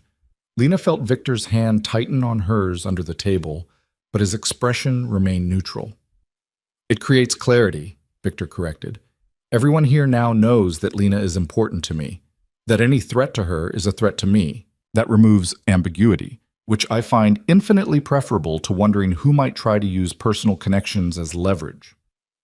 A bold strategy, Marcus said quietly. Exposing what you care about. Only if you're afraid of defending it, Victor replied. I'm not. The exchange sent a chill down Lena's spine. She was beginning to understand what Victor had meant about his world being dark and dangerous. These people weren't discussing business in the conventional sense. They were discussing power, territory, leverage, and Victor had just made her a piece on their chessboard by acknowledging how much she mattered to him. Sophia Ricci, who'd been silent through most of the dinner, chose that moment to speak directly to Lena. How far along are you, dear? She asked, her voice kind despite the calculating look in her eyes. Lena startled slightly at being addressed. 20 weeks, she said, about halfway. And the father? Sophia's question was delicate but pointed. Isn't in the picture, Lena replied, lifting her chin slightly. By choice. His choice. Ah. Sophia's expression flickered with what might have been sympathy. That must have been difficult. It was, Lena admitted, but it also clarified things, made me realize that the life I thought I wanted wasn't actually the one I needed. How philosophical, Antonio said dryly. And now you find yourself in Victor's orbit. One might argue you've traded one complicated situation for another. Lena felt anger spark in her chest at the dismissive tone. Before Victor could respond, she leaned forward slightly, meeting Antonio's gaze directly. With respect, Mr. Ricci, there's no comparison. My ex-husband abandoned me when I was pregnant and homeless because I was inconvenient to the life he wanted. Victor offered me stability, employment, and protection when I had nowhere else to turn. If that's complicated, I'll take complicated over abandoned any day. Silence fell over the table. Lena realized she might have overstepped, might have said too much or been too direct, but she was tired of being talked around, tired of being treated like an interesting problem rather than a person. Then Yuki laughed, genuine and delighted. Oh, I like her, she said, looking at Victor with open amusement. She has spine. That's rare in your world, Victor. Most people are too afraid of offending to speak truth. Victor's expression had softened, pride evident in his eyes as he looked at Lena. Yes, he said quietly. She does have spine. It's one of the many things I value about her. Antonio studied Lena for a long moment, then nodded slowly. My apologies, Miss Moore. I was testing you, which was rude. But now I understand why Victor chose to introduce you to us. You're not someone who needs protecting from our world. You're someone capable of existing in it. I'm someone who survived worse than social politics, Lena said evenly. And I'm someone who values honesty over games. If there's something you want to know about me or my relationship with Victor, ask directly. I'll either answer or tell you it's none of your business. But don't talk around me like I'm not here. The words were out before Lena could second-guess them. She felt Victor tense beside her, uncertain how the others would react to being called out so bluntly. But to her surprise, Sophia smiled warmly. I think we're going to get along very well, Sophia said. It's refreshing to meet someone who doesn't play games. Victor, you've chosen well. The atmosphere at the table shifted after that. The conversation became more genuine, less performative. Antonio asked Lena about her work with Victor, seemed genuinely interested in her assessment of his schedule management. Marcus discussed investments in maternal health initiatives his foundation supported, offering recommendations for pediatricians when the time came. Even Yuki warmed up, sharing stories about navigating male-dominated business environments that made Lena laugh despite herself. It was only when they were leaving, after handshakes and promises to meet again, that Antonio pulled Victor aside. Lena watched from a distance as the two men spoke in low, urgent tones. She couldn't hear what was being said, but she saw Victor's expression harden, saw Antonio gesture emphatically, saw the tension that crackled between them. Finally, Victor nodded once, sharp and final, and returned to Lena's side. Everything all right? She asked quietly as they headed for the car. We'll talk about it when we get somewhere private, Victor said, his voice tight with barely controlled anger. The drive back to Victor's office building, not her apartment, she noted, was silent. Victor's hand held hers, but his jaw was clenched and his eyes were dark with fury. Lena didn't push, just held on, and waited. Once inside his office, Victor poured himself a drink, whiskey, straight, and downed it in one swallow. Then he turned to Lena, and the raw emotion on his face made her heart clench. What did Antonio say? She asked. That someone's been asking questions about you, about your connection to me, about your pregnancy, about Ethan. Victor's hands curled into fists. Someone's trying to find leverage, Lena, and they've identified you as my weakness. The words should have terrified her. Instead, they made her angry. Who? Antonio doesn't know yet, but he's going to find out. Victor crossed to her, his hands coming up to frame her face. I need you to understand something. What I do, the business I'm involved in, it's not entirely legal. I don't hurt innocent people, don't deal in anything truly dark, but I operate in gray areas. Import-export that doesn't always follow regulations. Consulting that's really negotiation between parties who can't go to authorities. I move money, I broker deals, and I protect people who can't protect themselves through conventional means. Lena had suspected as much, had known from the beginning that Victor's world existed outside normal boundaries. Hearing him confirm it didn't shock her the way it probably should have. Okay, she said simply. Victor blinked. Okay? Lena, I just told you I'm essentially a criminal, a well-connected, careful one, but still, you just told me you help people who can't get help through normal channels, Lena corrected. You told me you exist in gray areas, which is different from being evil. And you told me someone is trying to use me against you, which means we need to figure out who and why. She paused, meeting his eyes steadily. Unless I'm wrong? Unless you're actually involved in something that hurts people? No, Victor said firmly. I have lines I don't cross. Children are off limits. Human trafficking is off limits. Anything that creates victims is off limits. I facilitate transactions between willing parties, move money for people who need discretion, and occasionally apply pressure to people who deserve it, but I don't create suffering. Then I don't care about the legal technicalities, Lena said. I care that someone is targeting me to get to you. What do we do about it? Victor's expression cycled through surprise, relief, and something that looked like awe. You're not afraid? Of course I'm afraid, Lena admitted. But being afraid doesn't mean running. It means facing the problem with eyes open. You taught me that, Victor. You gave me the resources to fight back when Ethan tried to destroy me. Now someone else is threatening us? We fight back again. Victor pulled her into his arms, holding her tight enough that Lena could feel his heart racing against her chest. You're extraordinary, he said roughly. You know that? I'm practical, Lena corrected. And I'm invested. This isn't just about you anymore, Victor. Someone's threatening my stability, my child's future. That makes it personal. Victor pulled back enough to look at her, his dark eyes intense. Which is exactly why we're going to end this quickly. Antonio is already putting out feelers, finding out who's asking questions. Once we know who, I'll handle it.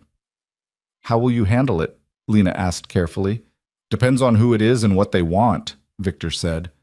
But it will be permanent. I don't leave loose ends, Lena, and I don't let threats to people I care about go unanswered. There was steel in his voice, a promise of violence that should have frightened her. Instead, it made Lena feel safe, protected. Like no matter what came next, Victor would stand between her and danger. I trust you, she said quietly, to do what needs to be done. Victor's expression softened. He kissed her forehead gently, a gesture of tenderness that contrasted sharply with the conversation they'd just had. Get some rest, he said. Tomorrow we start taking precautions. Security upgrade for your apartment, a driver for when you need to go anywhere, new protocols for the office. I'm not taking chances with your safety. Our safety, Lena corrected, placing his hand on her stomach where their baby, because that's what it had become in her mind, theirs rather than just hers, moved beneath her skin. We're a package deal now, Victor. Whatever protection you're offering, it covers both of us. Victor's hand splayed across her stomach, his expression transforming into something Lena had never seen before, wonder mixed with fierce protectiveness. Both of you, he agreed. I swear it, Lena. Nothing will touch either of you. I'll burn down anyone who tries. Lena believed him, believed it in the set of his jaw, the steel in his voice, the way his hand cradled her stomach like something precious. Whatever darkness existed in Victor Salerno's world, whatever violence he was capable of, it was all channeled toward protection, toward keeping safe the people who mattered to him, and she mattered to him. her and the child growing inside her. They both mattered enough that Victor was willing to go to war to keep them safe. The realization settled over Lena like a warm blanket. For the first time in months, maybe for the first time in years, she felt truly secure. Not because her circumstances were perfect, but because she had someone standing beside her who would fight for her without hesitation. "Take me home," she said softly. "Stay with me tonight. I don't want to be alone." Victor's eyes darkened with emotion. "Are you sure?" "I've never been more sure of anything." Lena reached up, cupping his face the way he so often cupped hers. "I choose this, Victor. I choose you. Whatever comes next, we face it together." Victor kissed her then, deep and claiming and full of promise. When they finally broke apart, both breathing hard, he rested his forehead against hers. "Together," he agreed. "From now on, everything is together. You're not alone anymore, Lena. Neither of us is." As they left his office and headed toward the elevator, Lena felt the last pieces of her old life falling away. She wasn't Ethan Moore's abandoned wife anymore.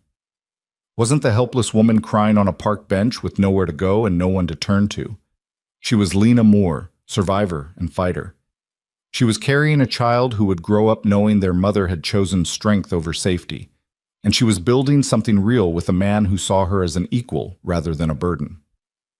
The future was uncertain, dangerous even, with threats lurking in shadows she couldn't yet see. But Lena had stopped being afraid of uncertainty the moment she'd accepted Victor's business card in that frozen park. Had stopped being afraid of danger the moment she'd chosen to fight back against abandonment. Whatever came next, she would face it with her eyes open and her heart finally willing to trust again.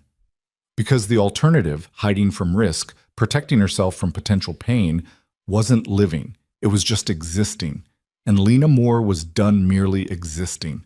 She was ready to fight for the life she deserved, ready to stand beside Victor Salerno and face whatever darkness his world contained, ready to become the mother her child needed, strong, brave, and absolutely unwilling to back down.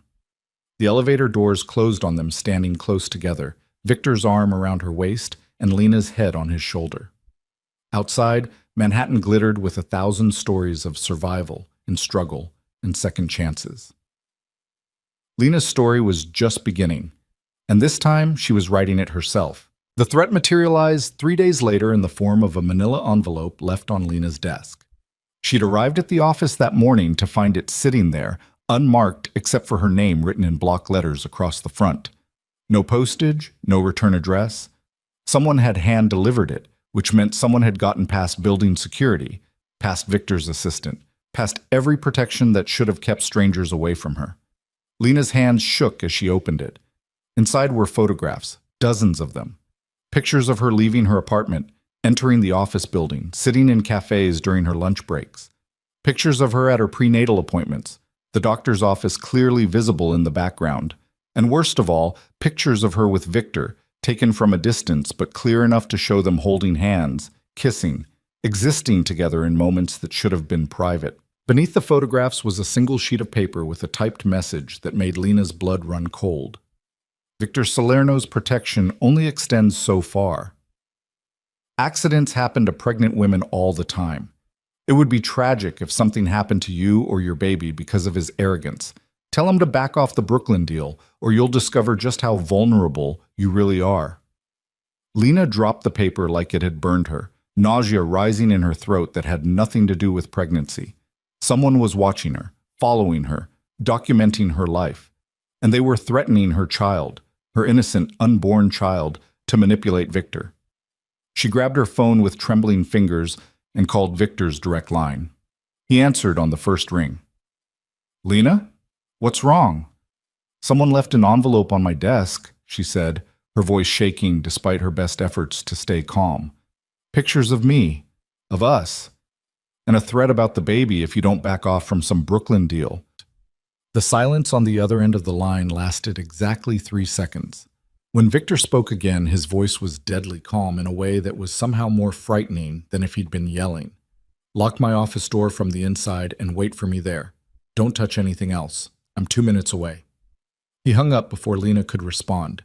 She grabbed the envelope and its contents, her skin crawling at the thought of someone watching her through a camera lens, and hurried into Victor's office. She locked the door as instructed and stood by the windows, hugging herself against a chill that had nothing to do with temperature.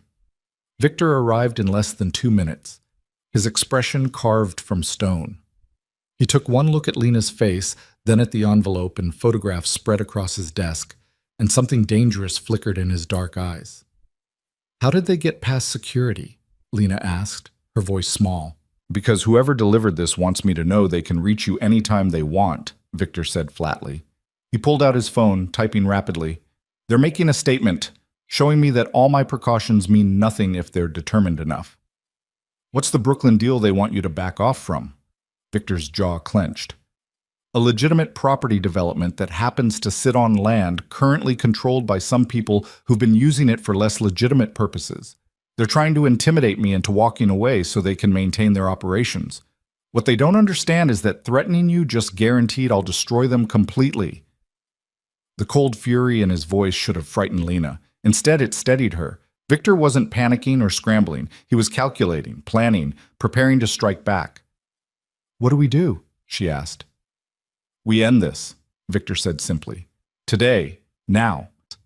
He looked up from his phone, his expression softening slightly as he took in her frightened face. "But first, I need to get you somewhere safe. Somewhere they can't touch you while I handle this." "I'm not hiding," Lena protested. "I'm not going to run and let them think they've won." "You're not running. You're being strategic." Victor crossed to her, his hands gentle as they framed her face. "Lena, they threatened our baby. That means they've crossed a line that can't be uncrossed. I need to respond to that, and I need to do it without worrying about your safety. Please, let me protect you while I handle this." The word "our" registered somewhere in Lena's consciousness, warming something in her chest despite the fear. Victor had claimed her child as his own, not just in private, but in the way he spoke about the threat. Not your baby, but our baby. "Where would I go?" she asked quietly. "Antonio has a safe house in Connecticut. Sophia will stay with you. She volunteered when I texted her about the situation. You'll be comfortable and completely secure. 24 hours, maybe less. That's all I need to resolve this permanently." Lena studied his face, seeing the determination there mixed with genuine concern for her well-being. "You're going after them?" "Yes." "Will you—" She hesitated, not sure she wanted to know the answer. "Will you hurt them?" Victor's expression was carefully neutral. "I'm going to make sure they can never threaten you or our child again. What that requires depends on how smart they are when I find them. But Lena, I need you to understand something. I will do whatever is necessary to keep you safe. Whatever. Can you accept that?" Lena thought about the photographs, about some stranger following her to her doctor's appointments and photographing her pregnant belly, thought about the threat against her baby, an innocent life that hadn't asked to be caught in whatever power struggle was playing out. Thought about Ethan, who'd walked away from responsibility, versus Victor, who was preparing to walk into danger to protect them. "Yes," she said firmly. "I can accept that. Because they threatened our child, Victor. And anyone who does that deserves whatever you're planning to do to them." Victor kissed her forehead, lingering there for a moment like he was memorizing the feel of her. "Antonio is sending a car. It'll be here in 10 minutes. Pack whatever you need from your apartment. Sophia will have everything else ready for you." The next hour passed in a blur of organized chaos. Lena was escorted to her apartment by 2 men she'd never seen before, but who moved with the kind of controlled efficiency that suggested military or security backgrounds. She packed a bag while they waited, her hands steadier now that she had a plan to follow. By the time she returned to the lobby, a black SUV with tinted windows was waiting. Sophia Ricci stood beside the vehicle, her expression warm despite the circumstances. "Come, dear," she said, taking Lena's bag. "Let's get you somewhere comfortable while the men handle their business."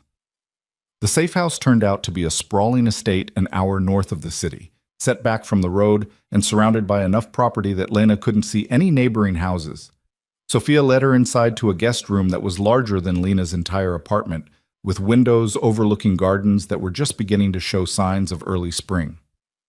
"Try to rest," Sophia said gently. I know that's probably impossible given the circumstances, but Victor will call as soon as he has news. Lena nodded, sinking onto the edge of the bed. How often does this happen? In your world, I mean. Threats like this? Sophia settled into an armchair near the window, her expression thoughtful. More often than it should, less often than you'd think. Most people in our circle understand the rules. You don't threaten families, you don't involve children, you keep business separate from personal. Whoever is behind this either doesn't know those rules or doesn't care. Either way, they've made a serious mistake. Because they threatened me? Because they threatened someone Victor has claimed as his, Sophia corrected. And because they involved an unborn child. That's not just crossing a line, that's obliterating it. Antonio and the others will help Victor handle this because allowing it to go unanswered would set a precedent none of us can afford. Lena processed this, understanding dawning. This isn't just about me and Victor. This is about the whole network, community, whatever you call it. Exactly, Sophia smiled approvingly. You're quick, Lena. That's good. You'll need to be being part of Victor's life. The thing you need to understand is that people like us, we operate outside conventional systems, but we have our own rules, our own codes. And one of the most sacred rules is that families are off limits. Children are off limits. The moment someone violates that, they become everyone's problem. It should have been terrifying, this glimpse into a world where violence was sanctioned by unwritten codes and ancient rules. But Lena found it oddly comforting. Victor wasn't acting alone. He had allies, people who would help him protect her not just because they liked him, but because allowing the threat to stand would undermine their entire system. What will happen to them? Lena asked quietly. The people who sent the photographs? Sophia's expression hardened. That depends on Victor. But if I had to guess, they'll disappear from New York. Their business interests will crumble, and they'll spend the rest of their lives knowing that if they ever come near you or your child again, the consequences will be significantly worse than exile. Lena's phone buzzed in her pocket. She pulled it out to find a text from Victor. Found them. Handling it now. You're safe. I promise. She showed the message to Sophia, who nodded with satisfaction. Good. Antonio texted me too, said it was exactly who they suspected, some idiots trying to muscle into territory they don't control. This will be resolved quickly. The hours that followed were among the longest of Lena's life. She tried to rest, tried to read, tried to do anything that would quiet the anxious voice in her head, wondering what handling it actually meant. Sophia kept her company, telling stories about her own journey into this world, about meeting Antonio and learning to navigate the complexities of their unconventional life. I was a lawyer, Sophia said at one point, surprising Lena. Corporate law, very prestigious firm. I met Antonio when he needed legal representation for a property dispute. I thought he was just a businessman with complicated holdings. It took me 3 months to realize he was so much more than that. Were you afraid? Lena asked. When you found out the truth? Terrified, Sophia admitted, but also fascinated. Antonio never lied to me, never pretended to be something he wasn't once I started asking questions. And I realized that the world he lived in, while dangerous, operated on a kind of honor that my legitimate legal world often lacked. At least with Antonio and his associates, you knew where you stood. There was honesty in that, even if nothing else was conventional. Lena understood exactly what Sophia meant. Victor had been honest with her from the beginning, in his way. He'd never pretended to be a conventional businessman. He'd warned her his world was dark and dangerous. And he'd given her every opportunity to walk away before she got too deep. But she hadn't walked away. And now, sitting in a safe house while Victor dealt with people who'd threatened their child, Lena realized she had no regrets about that choice. Fear, yes. Anxiety about what the future held, absolutely. But no regrets. The sun was setting when Lena's phone finally rang with Victor's number. She answered it with shaking hands. Lena. His voice was rough, tired, but alive. It's done. They won't bother you again. Relief flooded through her so intensely it made her dizzy. Are you okay? Are you hurt? I'm fine. Not a scratch on me. She heard what might have been a car door closing in the background. I'm heading to you now. We'll stay at the safe house tonight. Give everything time to settle. Tomorrow, we go home. Victor, what did you... Tomorrow, he interrupted gently. I'll tell you everything tomorrow. For tonight, just know that you're safe. You and our baby are safe, and no one will threaten you again. That's all that matters." Lena closed her eyes, letting his words wash over her. "Okay. Tomorrow. I'll be waiting." "I love you," Victor said suddenly, the words raw and unguarded. "I should have said it before, should have told you weeks ago. But I love you, Lena. You and the life we're building together. That's what I was protecting today. That's what I'll always protect." Tears streamed down Lena's face, but they were good tears this time. Happy tears. "I love you too," she whispered. "Come home to me, Victor. Come home to us." True to his word, Victor arrived at the safe house 2 hours later. Lena met him at the door, and the moment she saw him, whole, unharmed, looking at her like she was everything that mattered, she threw herself into his arms. Victor held her tight, his face buried in her hair, his body trembling slightly with exhaustion and relief and emotion. "I've got you," he murmured. "I've got you, and I'm never letting go." That night, curled up together in the safe house guest room, Victor told Lena everything. About the Brooklyn property development, about the rival organization that had been using the land for money laundering operations, about how they thought threatening her would make him back down. He told her about confronting them with Antonio and Marcus as backup, about the choice he'd given them: leave New York permanently or face consequences that would destroy them completely. "They chose to leave," Victor said, his arms wrapped around Lena from behind, his hand resting on her stomach. "They're gone, Lena. Out of the city, out of our lives. The Brooklyn development will proceed.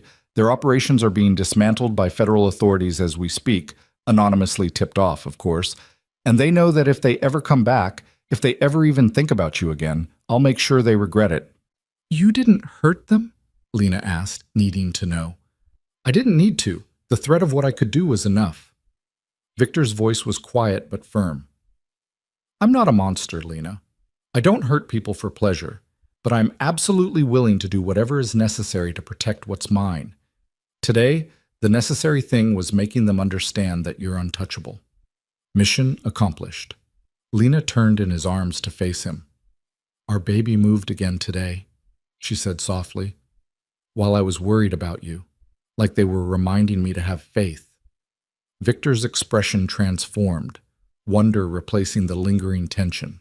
His hand moved across her stomach, searching for movement. "Can I feel it?" As if on cue, the baby kicked, a strong flutter against Victor's palm. Lena watched his face cycle through surprise, joy, and something that looked almost like reverence. "That's our child," he said, his voice rough with emotion. "Our baby, Lena. Not Ethan's, mine, ours." "Yours," Lena agreed, covering his hand with hers. "In every way that matters, this baby is ours. You're going to be their father, Victor. The only father they'll ever know." Victor kissed her then, deep and claiming and full of promise. When they broke apart, his eyes were bright with unshed tears. "Marry me," he said suddenly. "Not because you're pregnant or because you need protection, but because I want to build a life with you, because I want this baby to have our name, because I want to stand up in front of everyone who matters and claim you as mine. Marry me, Lena." Lena's heart felt so full it might burst. "Yes," she said, laughing through happy tears. "Yes, I'll marry you. I'll marry you and build a life with you and raise our child together. Yes to all of it, Victor. Yes." The months that followed passed in a blur of preparation and transformation. The Brooklyn development proceeded without incident, becoming one of Victor's most successful legitimate ventures. The rival organization that had threatened Lena dissolved completely, their members scattered and their operations destroyed. And Lena's pregnancy progressed smoothly, her body changing and growing to accommodate the life inside her. They married quietly in April, with just Sophia and Antonio as witnesses, in a small ceremony at the safe house that had become symbolic of new beginnings. Lena wore a simple dress that accommodated her 7-month pregnant belly, and Victor wore a suit and an expression of such pure happiness that it made her cry. "I, Victor Salerno, take you, Lena Moore, to be my wife," he said, his voice steady despite the emotion in his eyes. "I promise to protect you and our child with everything I have. To be honest, even when the truth is hard. to stand beside you in joy and in struggle, and to never, ever walk away, no matter what challenges we face. This I swear. Lena's vows were simpler but no less meaningful. I, Lena Moore, take you, Victor Salerno, to be my husband. I promise to be strong when you need strength, to trust you when you ask for trust, and to build a life with you based on choice rather than necessity. You saved me when I had nothing, and now I choose you with everything I am. This I swear. When they kissed as husband and wife, Lena felt the last pieces of her old life fall away completely. She wasn't Ethan Moore's abandoned wife anymore. She was Lena Salerno, partner to a man who'd proven his devotion through actions rather than words. She was safe, loved, and building the future she'd always deserved but had been too afraid to reach for. The baby came in late May, arriving 3 weeks early in a blur of controlled chaos and Victor's barely concealed panic. Lena labored for 14 hours with Victor never leaving her side, his hand in hers, his voice steady even when she could see fear in his eyes. "You're doing beautifully," he kept saying. "You're so strong, Lena, so incredibly strong." And when their daughter finally arrived, tiny and perfect and screaming with healthy lungs, Victor cut the umbilical cord with shaking hands and cried openly for the first time since Lena had known him. "She's perfect," he whispered, staring at the baby in Lena's arms with absolute wonder. "She's absolutely perfect." They named her Elena Sofia Salerno, after Lena and the woman who'd helped protect them when they needed it most. And when the nurse asked for the birth certificate information, Victor provided it without hesitation. Father: Victor Salerno. Mother: Lena Salerno. No mention of Ethan Moore, no trace of the man who'd chosen to walk away. Just the truth that mattered. This child belonged to the people who'd chosen to love her. 2 weeks after Elena's birth, a legal envelope arrived at their apartment. Inside were documents finalizing the termination of Ethan's parental rights and a separate set of papers showing Victor's legal adoption of Elena. She was officially, completely, irrevocably theirs. Lena held the papers while nursing Elena, tears streaming down her face. Victor sat beside them on the couch, his arm around her shoulders, watching his daughter with the kind of fierce protectiveness Lena had come to recognize as his default expression. "Thank you," Lena said softly, "for everything. For seeing me that night in the park, for giving me a chance when I had nothing, for loving me and our daughter, for being exactly the man we needed." Victor kissed the top of her head, gentle and reverent. "Thank you for being brave enough to accept help, for being strong enough to survive, for trusting me with your heart when you had every reason not to trust anyone." He paused, looking down at Elena sleeping peacefully in Lena's arms. "And thank you for giving me a family, for letting me be a father to this perfect little girl. You've given me everything that matters, Lena." In the quiet of their apartment, with their daughter sleeping between them and the city stretching out beyond their windows, Lena felt peace settle over her like a blanket. The journey from that frozen park bench to this moment had been terrifying and painful and fraught with danger, but it had also been transformative. She'd learned that strength came in many forms, in accepting help when you needed it, in fighting back when you were threatened, in choosing love even when it was complicated and scary. She'd learned that family wasn't defined by biology, but by choice, by who showed up when it mattered, by who loved unconditionally even when circumstances were messy.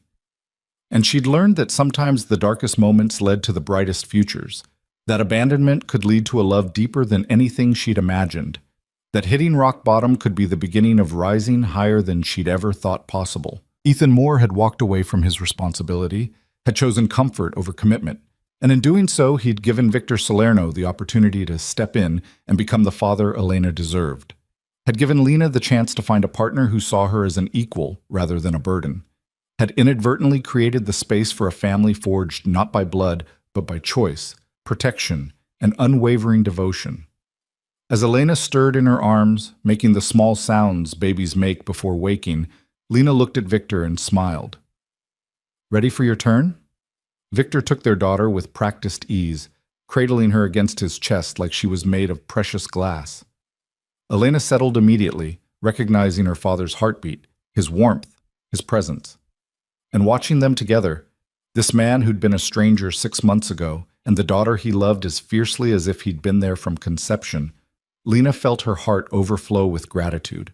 "I love you," she said, "not for the first time and certainly not for the last.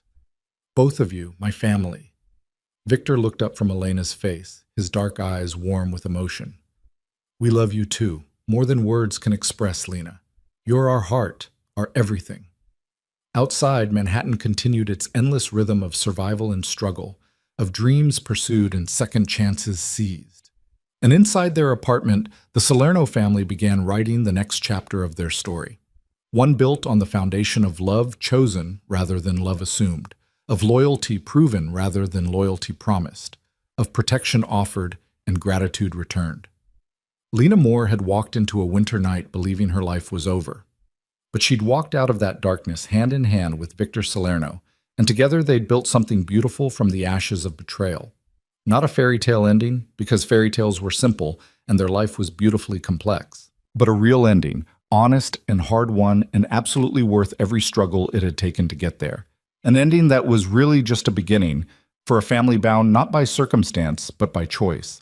A family who understood that love wasn't about perfection. It was about showing up, standing strong, and refusing to walk away when things got difficult. And as Elena slept peacefully in her father's arms, and Lena watched them with eyes full of love, she knew with absolute certainty that they would face whatever came next exactly as they'd faced everything so far. Together, with courage and conviction and unbreakable trust. Together, they were home.